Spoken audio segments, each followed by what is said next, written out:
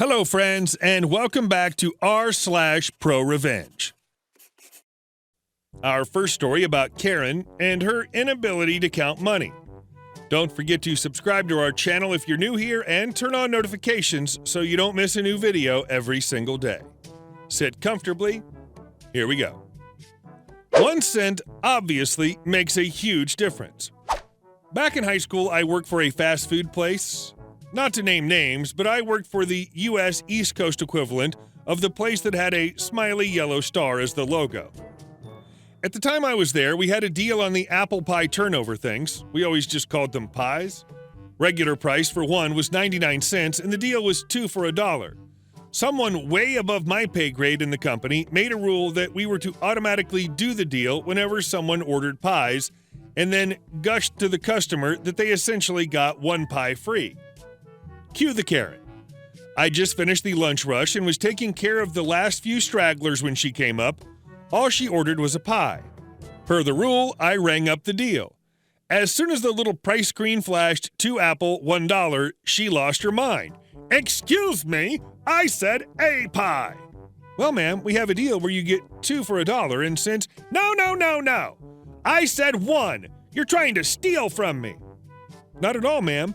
The pies are regular price 99 cents, and the deal is $1, so you get a pie for free." "Hell no! You just said they're 99 cents. You're trying to steal from me. Some people don't have a penny more to spend, and you're trying to rip them off." "But ma'am, after tax it—" "You are a liar and a thief. Where's your manager?" I begrudgingly get the manager, and Karen starts screaming about how I'm trying to force her to pay more for things she never asked for, and how I was likely trying to pocket the difference / steal from the company. Manager: "Well, it says here you're getting 2 pies, and after tax, that's $1.05. "Well, I only want 1 pie, and she's trying to overcharge me. I want this fixed now." Manager's eye twitches. "Trash Goblin 2, underbar 0, please ring this customer up for 1 pie only." I do so, and the price after tax comes out to $1.05. Karen insists we're still wrong, and manager ends up telling her to buy the pie or leave. Karen tries to demand the 2-pie deal, and the manager sticks to, "Well, you demanded me up here, insisting you only want 1, so either pay or leave." And our next story. Play illegal games, win legal prizes. This happened about a decade ago. I worked for a large drug chain as a frontline manager. For this chain, the pharmacist is the owner of the shop. They run it, but the company still owns the whole thing. I guess it's like they're a corporate franchisee. Anyways, this shop had a history of not being able to keep a manager in the role I just took on for very long. The training was practically non-existent, and nothing was documented. On with the show. One day within my first 3 months, I'm sick as a dog and can barely get out of bed.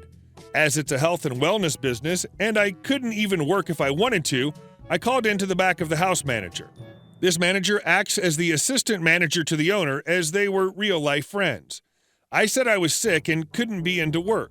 I was asked who would be covering for me, as I had to open the shop every day, and I said I didn't know.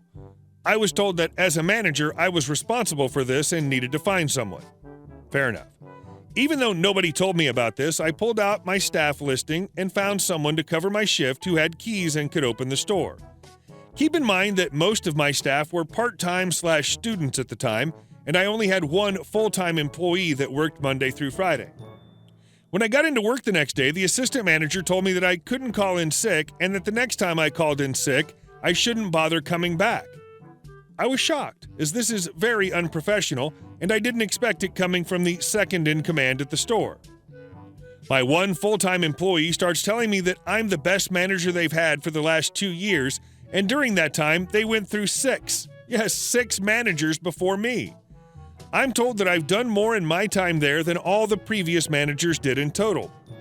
Things like having the staff cash out on company time, not making people stay to find errors and recount on their own time. Basically not breaking labor laws, LOL. So the owner calls me into their office and tells me that due to my sick day, I won't be getting paid for it as I'm still on probation, and the accountant who does the payroll will be instructed as such. This was unexpected, as I'm a salaried employee, and probation or not, I know this isn't right, but I agree and get on with my day. Being that there were lots of part-time/students that worked there, we had an actual punch clock to clock in and clock out for all employees, including me. Being a salaried manager, whenever one of my staff couldn't work, and if I couldn't find a replacement, I ended up covering the shift myself. I looked at it like an opportunity to get to know my evening staff better, as I usually never saw them. On the paycheck that my sick day happened, I also needed to cover a few extra shifts for other employees, as everyone seems to get sick at about the same time, and as the manager, I'm the one who totals up the time cards prior to giving them over to the accountant. These time cards can't be faked, as they are physically punched and encoded with dates and times from the machine. Here's the malicious compliance part. I handed my team's time cards with mine on top to the accountant, who looks at me and reminds me about the instructions she's gotten from the owner. She didn't like it, but she had her orders. I tell her that I understand, and here's my time card. She looks at it, raises her eyebrows at me, and before she can ask a question, I remind her that I am not a salaried employee, as I'm still on probation, and that normal pay rules should apply, even though this is illegal. She looks at me, smiles, and confirms that was what she was told by the owner. It turns out that deducting the sick day I missed, but adding on the 3 extra shifts I had to work that period to cover for other staff not showing up, I ended up working 96 hours that payday. So, because I wasn't salaried, the accountant paid me the time and a half for the extra 16 hours I worked. Also, here's some ProRevenge for you. Because I knew that these things weren't really legal, I decided I was done with this company and this boss. I emailed my friend who helped me to get the job, who just happened to be their head of corporate security with the story I just told, and gave him permission to send it to whoever he thinks would need to see it. Later that week, I got a call from another employer asking if I could start immediately. I said yes, of course, and went back into work. This call happened just after I'd gotten home from work. Yes, before cell phones were a thing. I walked into work, went into the back office to collect my personal effects, and came back out. My shift supervisor was perplexed as I'd just left for the night. I shook his hand and told him that it was nice working with him. He was shocked and asked, "You're firing me?" I actually laughed at him and told him, "No, I'm quitting. You get to keep working here." I went to hand my keys and resignation to the night pharmacist and told them to pass it on to the owner. My letter consisted of, "I quit, signed OP." I went back a few weeks later to get some stuff. I still shop there as it's close to my home.